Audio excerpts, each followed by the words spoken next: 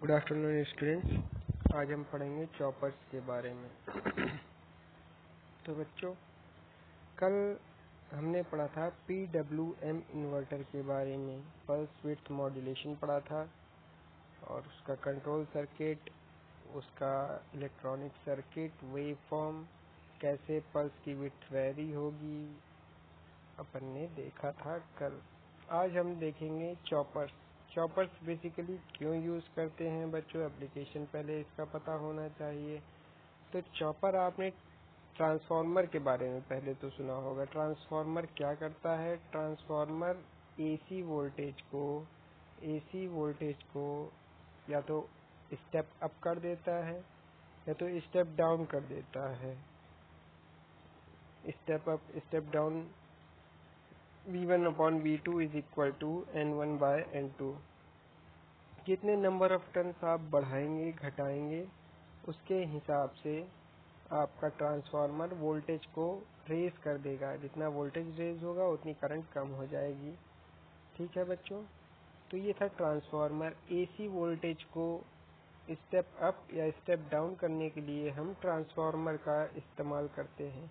पर अगर आप ट्रांसफार्मर में डीसी सप्लाई दे देंगे तो सेकेंडरी में वोल्टेज इंड्यूस नहीं होगा। क्यों नहीं होगा? क्योंकि फ्लक्स आपका वेरी नहीं करेगा। टाइम के साथ फ्लक्स वेरिएशन नहीं होगा। टाइम के साथ फ्लक्स कांस्टेंट रहेगा क्योंकि डीसी सप्लाई कांस्टेंट रहती है, वेरी नहीं करती है टाइम के साथ। इसलिए सेकेंडरी में वोल्टेज इंड्यूस नहीं हो पाएगा। सेकेंडरी में वोल्टेज इंड्यूस नहीं हो पाएगा तो फिर आपका ये डिवाइस काम नहीं करेगी डीसी वोल्टेज स्टेप अप या स्टेप डाउन करने के लिए। अब क्या करेंगे? तो बच्चों अब अपन इस्तेमाल करेंगे चॉपर्स का। चॉपर्स जैसा कि नाम से आपको पता चल रहा होगा, चॉपर्स मतलब चॉप कर देना, काट देना। किसको काट देना? ये वोल्टेज, इनपुट वोल्टेज को कंट्रोल करके, स्विचिंग करके इनपुट वोल्टेज की आपको कंट्रोल्ड आउटपुट वोल्टेज देता है। चॉपर्स आपके क्या स्टेप अप भी हो सकते हैं, स्टेप डाउन भी हो सकते हैं। और इसमें जो आपका स्विच अपन यूज करते हैं, जो उसकी फ्रीक्वेंसी ऑफ ऑपरेशन बहुत हाई होता है। तो नॉर्मली हम इसमें मॉसफेट आपने पढ़ा होगा ईयर 204 में, मॉसफेट का इस्तेमाल करते हैं क्योंकि मॉसफेट की स्विचिंग फ्रीक्वेंसी बहुत ज़्यादा होती है। तो नॉर्मल चॉपर ये रहा, एक स्विच, सिंपल स्विच को चॉपर बोल सकते हैं। और डेफिनेशन एक बार पढ़ लेते हैं। डेफिनेशन लिखना एग्जाम में बहुत अच्छे से आपको आना चाहिए, क्लियर होनी चाहिए definition. A chopper is a device that converts fixed DC input voltage to variable DC output voltage directly, as choppers involve one stage conversion. These are more efficient. Chopper system offer smooth control and high efficiency, fast response and regeneration.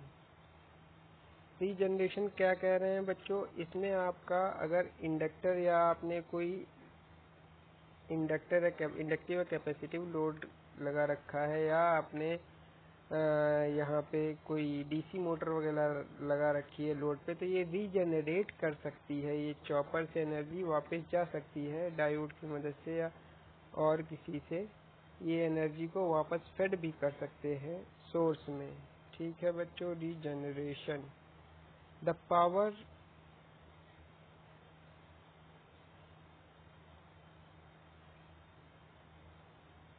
अब इसमें power electronics device, power semiconductor device बोल रहा है, कौन सी अपन इस्तेमाल कर सकते हैं। जैसा कि आपको बच्चों बताया गया अभी कि पावर मॉसफेट, फोर्स कम्यूटेटेड थारिस्टर का फोर्स कम्यूटेशन नहीं करते हैं, बहुत रेयरली केस में फोर्स कम्यूटेशन करते हैं।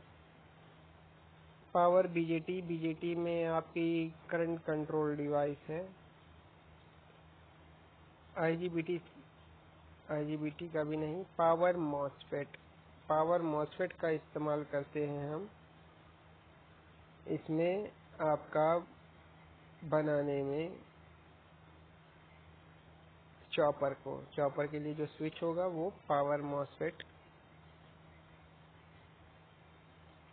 का इस्तेमाल करेंगे। और बच्चों जो इसका रिप्रेजेंटेशन होता है मॉसफेट को, अगर कहीं आप सर्किट में चॉपर को रिप्रेजेंट करेंगे तो एक सिंपल स्विच की मदद से, ये पावर इलेक्ट्रॉनिक डिवाइसेस जो चॉपर में आप रिप्रेजेंट करेंगे वो एक सिंपल स्विच की मदद से रिप्रेजेंट कर सकते हैं। These devices in general can be represented by a switch with an arrow। ठीक है बच्चों, अब इसके सर्किट पे आते हैं और प्रिंसिपल ऑफ ऑपरेशन देखते हैं। सर्किट रहा बच्चों ये। अब इसमें देखिए लगा क्या क्या है। इसमें एक स्विच लगा है, एक फ्री व्हीलिंग डायोड लगा है, एक इंडक्टर लगा है और एक लोड जो आप कनेक्ट करेंगे वो लगा है।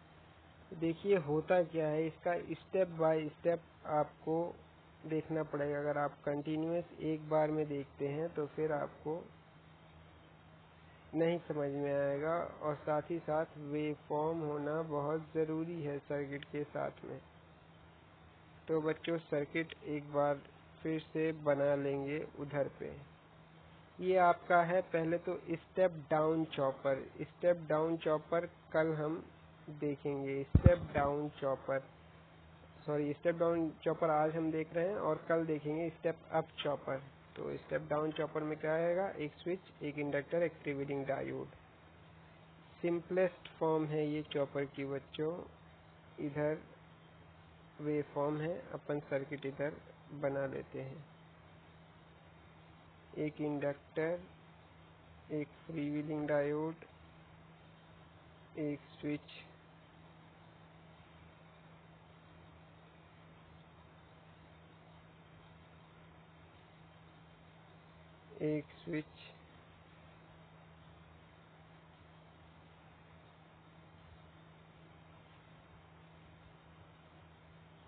और यहाँ पे लोड।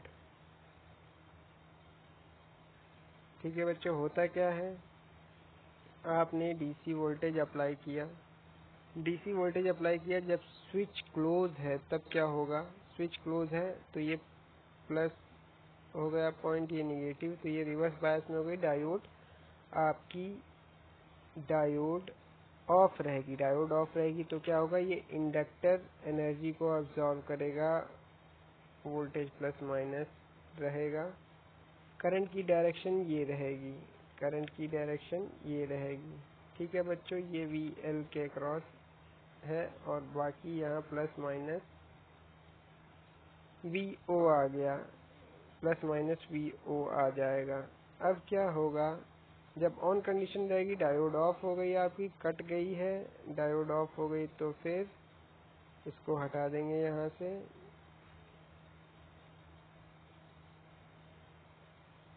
डायोड ऑफ हो गई,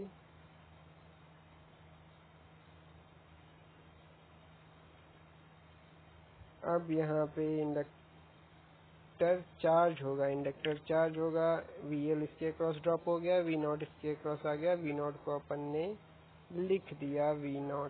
ठीक है,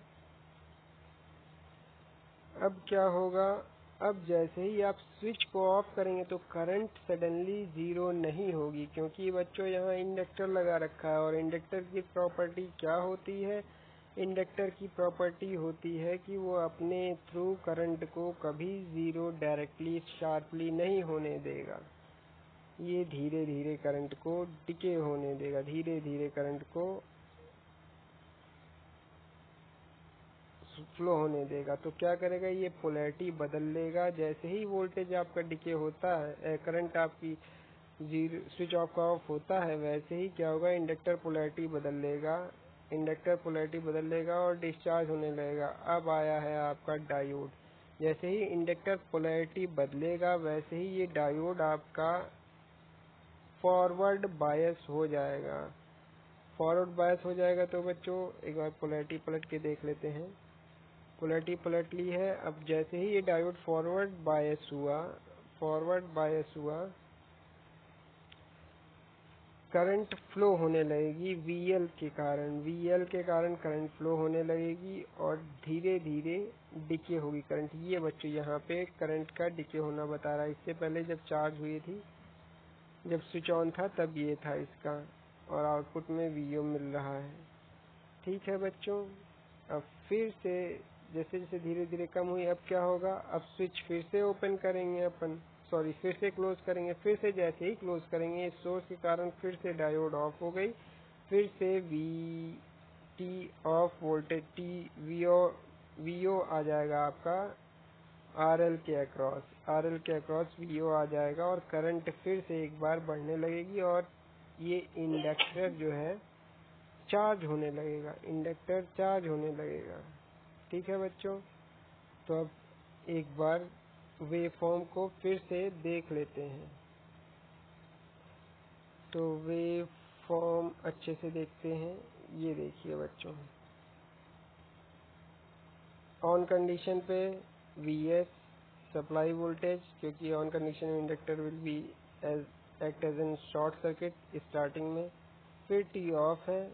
ऑफ कंडीशन में क्या होगा, इंडक्टर करंट को फ्लो करवाएगा। ठीक है, फिर थर्ड में फिर से ऑन किया, फिर से इंडक्टर चार्ज होगा, करंट बढ़ेगी। तो बच्चों इसी क्रम में ये ऑन ऑफ होता रहेगा।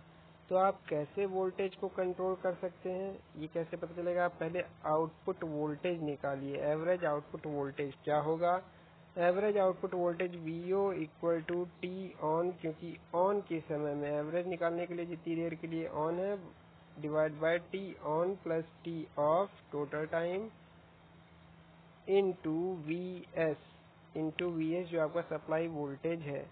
तो T on upon T on plus T of बच्चों इसको क्या लिख सकते हैं, इसको लिख सकते हैं हम अल्फा मतलब ड्यूटी रेशियो। किसी भी स्विच का ड्यूटी रेशियो है। ड्यूटी रेशियो से आपको पता चलता है कि ये किसी टाइम पीरियड T में कितने समय के लिए 30% टाइम के लिए ऑन है, 50% टाइम के लिए ऑन है या 80% टाइम के लिए ऑन है। तो उससे पता चलेगा आपको VS, उससे आपको पता चलेगा ड्यूटी साइकिल उसका कितना है। T on upon T on plus T off equal to alpha लिख दिया, alpha VS, VO equal to alpha VS। ठीक है बच्चों, अब देखिए अल्फा की वैल्यू आप मैक्सिमम कितना कर सकते हैं, मैक्सिमम 1 रख सकते हैं।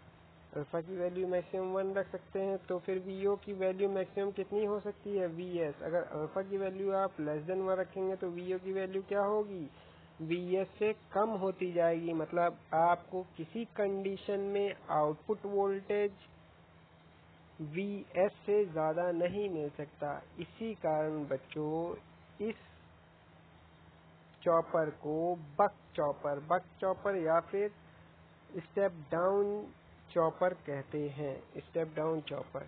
ठीक है, अब RMS निकालें। RMS वोल्टेज आउटपुट RMS कैसे निकालते हैं, रूट मीन स्क्वायर।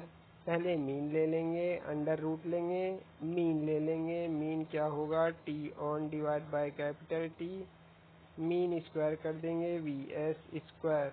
ठीक है बच्चों, रूट मीन स्क्वायर किया तो अपन को आया है VRMS equal to under root alpha into VS। Question आपके आएंगे अगर RMS वैल्यू वोल्टेज निकालने के लिए, वोल्टेज की RMS वैल्यू, तो आप इन फार्मूलों को इस्तेमाल कर सकते हैं। अब बच्चों करंट, अगर करंट आपको पता है, एवरेज करंट या RMS करंट, तो आप अगर रेजिस्टेंस आपको लोड रेजिस्टेंस पता है तो आप आसानी से RMS या एवरेज करंट निकाल सकते हैं। ठीक है बच्चों, तो ये रहा RMS और एवरेज वोल्टेज, RMS और एवरेज करंट वोल्टेज दोनों एक्सप्रेशन आ गए। अब बच्चों ये इनपुट वोल्टेज, इनपुट रेजिस्टेंस निकालने के लिए कह रहा था। अब क्योंकि इनपुट रेजिस्टेंस आपका वेरी होगा, क्यों वेरी हो रहा है? क्योंकि करंट आपकी इनपुट वेरी होगी, input current source current very होगी। सोर्स करंट क्यों वेरी होगी? क्योंकि आपने स्विच को कभी ऑन कर रखा है, कभी ऑफ कर रखा है, तो उसी हिसाब से ये आपका जो इनपुट रेजिस्टेंस है ये बढ़ जाएगा। इनपुट रेजिस्टेंस बढ़ जाएगा, जितना प्रतिरोध बढ़ेगा उतना करंट को फ्लो होने में परेशानी होगी। तो उसका प्रतिरोध कितना होगा? Input resistance equal to R V S upon I S. ये सिंपल ओम्स लॉ है। V S upon I S, I S अभी आपने निकाला alpha V S upon R, तो आर अपॉन अल्फा हो गया आपका इनपुट वोल्टेज। ठीक है बच्चों। Source voltage, source current simple है। इनपुट वोल्टेज आप इनपुट जहां से दे रहे हैं वहां से देखेंगे रेजिस्टेंस आर, तो आपको चॉपर का input resistance R by alpha मिलेगा। आर बाय अल्फा मतलब कि चॉपर का इनपुट रेजिस्टेंस जो आपका लोड रेजिस्टेंस आर है, लोड रेजिस्टेंस आर है, उससे ज्यादा होगा इनपुट रेजिस्टेंस चॉपर का इनपुट रेजिस्टेंस। ठीक है बच्चों, सोर्स से जब आप देख रहे हैं। मैक्सिमम एक्सप्रेशंस बच्चों इसके आपको प्रॉब्लम्स में जरूरत जिन जिन एक्सप्रेशन की थी वो डिराइव करके और operation chopper step down chopper का आपको बता दिया गया है। कल हम स्टेप अप चॉपर पढ़ेंगे। तब तक के लिए नमस्कार।